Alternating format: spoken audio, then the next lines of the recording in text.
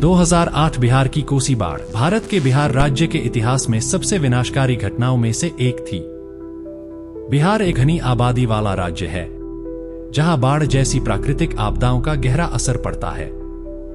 यह आपदा तब आई जब 18 अगस्त 2008 को भारत नेपाल सीमा के पास स्थित कुसाहा विडीसी सुनसरी जिला नेपाल में कोशी नदी का तटबंध टूट गया। कोशी नदी, जिसे बिहार का शोक भी कहा जाता है, ने अपना रास्ता बदल लिया। इससे उन इलाकों में बाढ़ आ गई जहां कई दशकों से बाढ़ नहीं आई थी। अचानक आई इस बाढ़ ने बिहार के कई जिलों को अपनी चपेट में ले लिया। गांव के गांव जलमग्न हो गए, लोग अपने घरों से बेघर हो गए और खेती की जमीनें पानी में डूब गई। इस त्रासदी ने लाखों लोगों के जीवन को प्रभावित किया। हजारों लोग अपने घरों को छोड़कर सुरक्षित स्थानों की ओर भागे।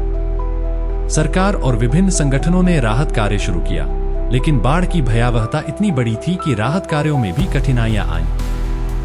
भोजन, पानी और दवाओं की कमी हो गई और लोग दिन रात इस आपदा से संघर्ष करते रहे। 2008 की यह बाढ़ न केवल एक प्राकृतिक आपदा थी, बल्कि यह बिहार के लोगों के साहस, धैर्य और एकजुटता की परीक्षा भी थी। इस घटना ने यह भी दिखाया कि किस तरह से विपरीत परिस्थितियों में भी लोग एक दूसरे की मदद के लिए आगे आ सकते हैं।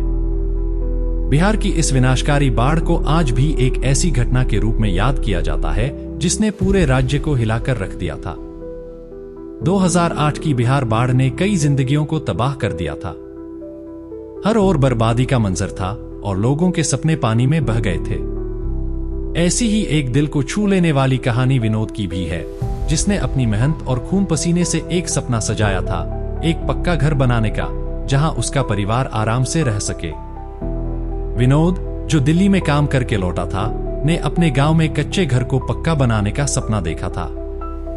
महीनों की कड़ी मेहनत के बाद आखिरकार उसने वह सपना साकार किया। नया घर बनते ही परिवार में खुशी का माहौल था। दिवाली और छठ का पर्व भी आने वाला था, इसलिए हर कोई उत्साह से भरा हुआ था। लेकिन ये खुशियां क्षणिक साबित होने वाली थी। एक रात जब सभी परिवार खाना खाकर सो गए, तो किसी ने भी नहीं सोचा था कि सुबह होते ही उनकी दुनिया पूरी तरह बदल जाएगी। जब विनोद की सुबह आंख खुली, तो उसने जो देखा वह किसी बुरे सपने से कम नहीं था। जहां कल तक हरे भरे खेत थे, वहां अब चारों तरफ सिर्फ पानी ही पानी था। विनोद के घर की पहली मंजिल तक पानी भर चुका था। पूरा गांव पानी में डूब गया था। लोग, पशु, गायें और घर का सारा सामान बाढ़ में बह गए थे। विनोद और उसका परिवार जैसे तैसे घर की छत तक पहुंचने में सफल हुए, जहां वे कई दिनों तक भूखे प्यासे फंसे रहे। मदद की उम्मीद में आंखें हर वक्त आसमान की ओर टिकी थीं। आखिरकार सरकारी राहत दल ने उन्हें एक ऊंची सुरक्षित जगह पहुंचाया, जहां वे तब तक रहे जब तक बाढ़ का पानी कम नहीं हो गया।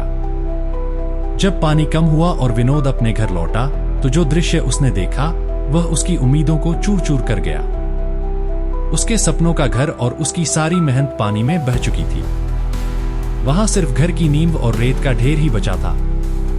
विनोद और उसका परिवार पूरी तरह से टूट चुके थे। पूरी जिंदगी की कमाई एक ही रात में मिट्टी में मिल गई थी। लेकिन विनोद ने हार नहीं मानी। कुछ ही दिनों बाद वह अपने बैग के साथ सहरसा रेलवे स्टेशन पहुंचा। फिर से नई उम्मीद और दृढ़ संकल्प के साथ वह दिल्ली जाने के लिए तैयार था, ताकि एक बार फिर से कड़ी मेहनत करके अपनी जिंदगी को फिर से संवार सके। विनोद की कहानी न केवल बाढ़ की तबाही को दर्शाती है, बल्कि यह एक इंसान के अटूट हौसले की भी कहानी है। विनोद का हौसला उस चिराग की तरह था जो आंधियों में भी जलता रहता है।